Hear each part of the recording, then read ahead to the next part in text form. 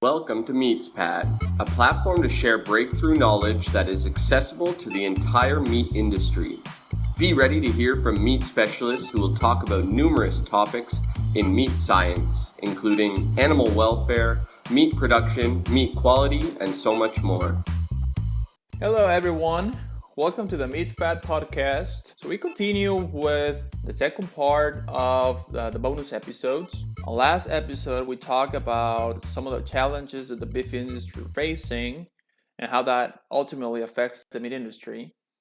On this episode, we'll talk about some of the price fluctuations in grains, more specifically in corn, and how that affects the beef industry, and ultimately that also has an impact on meat prices. To address some of those questions from the audience, we have Dr. Carlos Campabadal. He is an outreach specialist and extension leader at the International Grains Program Institute at Kansas State University. Welcome, Dr. Campabadal. It's a pleasure to have you in the MeatsPad podcast. Before we start, will you tell us a little bit about yourself? Sure. Thank you very much, Francisco, for this opportunity for this video and to talk about myself and what's going on in the grain market. My background actually is a mechanical engineer. I'm originally from Costa Rica, and I work in the animal feed industry and production in Costa Rica for several years before coming to the United States to do grad studies in agriculture engineering at the University of Illinois for a master's degree. And then I specialize in grain storage in the same department, agriculture and biological engineering at Purdue University. I've been in Kansas State for 10 years, an extension leader, outreach specialist, and instructor at the International Grains Program Institute, which is our main mission is to provide technical assistance and education to international buyers of U.S. grains and oilseeds, and also the domestic grain-related industry like feed, flour, and grain storage. I also do research, apply research, and extension duties for my department in the areas of grain quality management. So that's a little bit of my background. I also link with our family industry in cattle production, swine production, and feed, commercial feed in Costa Rica, focusing also on pet food. One of the purpose of the objectives of this podcast is trying to give an overview about the current situation and how that's affected meat prices. We focus a lot on the production side of things, basically in the slaughtering or processing facilities, but it's also good to have like a better understanding of what's going on out there. Tell us a little bit about how the current pandemic has affected corn prices and that directly or indirectly affecting the meat prices on the market.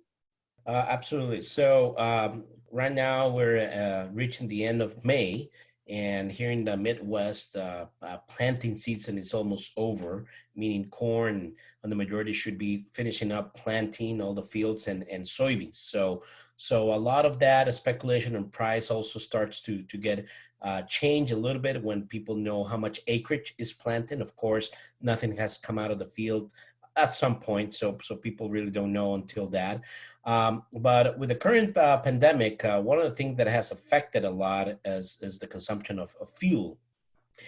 People are driving a lot less, and that has affected the oil prices. And here in the United States, the majority, there's probably an average of around 10% of ethanol blended with oil to make the fuel that we use as gasoline. So being said that, the demand for ethanol by the blenders has been reduced. So ethanol in the United States is produced out of corn.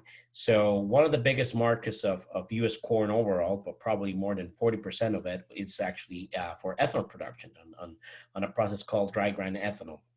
And the co-product of it, as some of you know, is DDGS, distilled dry grain solubles. And that actually is one of the prime feeding ingredients that is used to make feed for feedlots and beef cattle animal production units.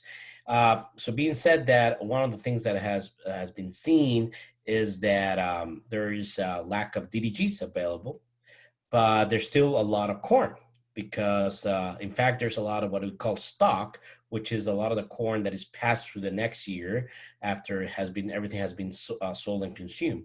And around that value right now, the estimates is around 3 billion bushels. It could go a little bit higher. People still don't know until the end of the consumption year that goes between harvest 2019 to the following harvest in 2020.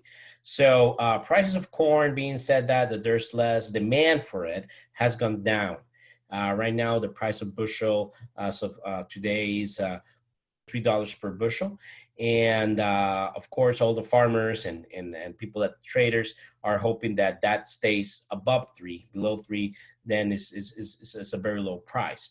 So low prices for corn, meaning there's that's good for the any feed manufacturing industry because the commodities are low cost. On the feed price, when you make feed, usually depends on the animal species, but somewhere around 70% of that price to make feed is just buying the feed ingredients. So being corn cheaper actually makes the feed cheaper. But of course, as you guys know, a lot of the packaging and processing facilities have shut down or had decreased production due to the current pandemic of having workers sick, and they're adapting to modify them so there's less people getting sick in the working stations. And also the other issue is that having people going home because they're sick, then there's less workers available, and that's also been a shortage of the workforce. So that has one of the things that have caused beef to among other meat products to be less available. When it comes to grain prices, actually it's very attractive to buyers because of the low price. Of course, to the sellers, like the farmers, is actually not that attractive being the low prices. So overall, this pandemic have caused the prices to go down. If we put an example, wheat consumption has gone down overall throughout the last several years, but even more now because being restaurants shut down, there's less consumption of bread, pasta, pizza, all the wheat flour-based products. Corn, on the other hand, the majority will go either as feed or into the ethanol or to the export market. The corn consumption in the United States is very, very low, mainly is for chips and things like that. So corn itself, prices are down. Soybeans is also similar, but still at a good level compared to corn. Soybeans are still well exported around the world, and of course corn is too. But we hopefully will see what will happen later on during the year when this pandemic is over and harvest comes over. There's still some people speculating either to finish off planting soybeans of corn. A lot of them already have their decision made because they have already bought the seed. But the more offer there will be of corn and less demand, that will increase the prices. That's common law of economics.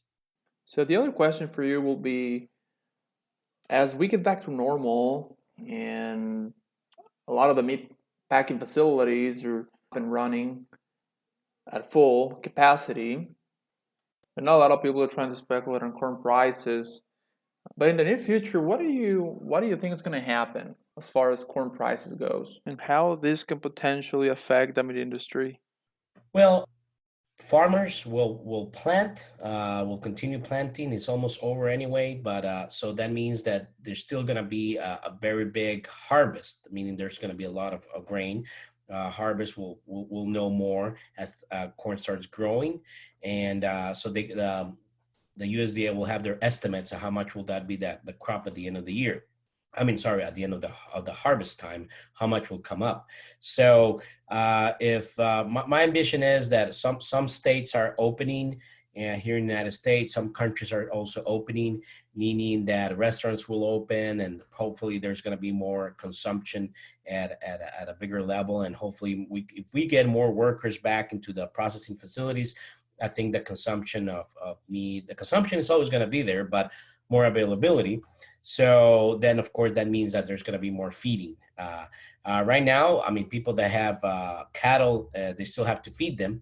But of course, here in Kansas, coming to the summer months, a lot of people put them outside into pasture.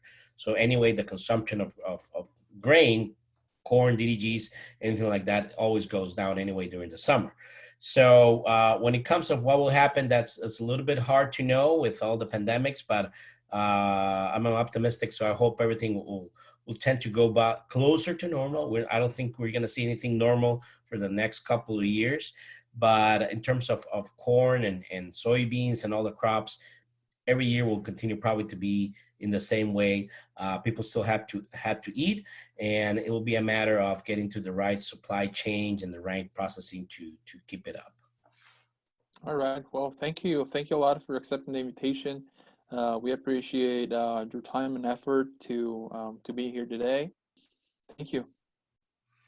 Well, thank you very much again for the invitation. Well, with this, we finalize our bonus episodes. Moving forward, we'll be talking about mid-science topics. And now, you can subscribe for free at our website. Please visit www.meatspad.com and you will receive notifications on the new releases in this podcast. Again, thank you for listening to the MeatsPad podcast, and we'll see you in the next episode.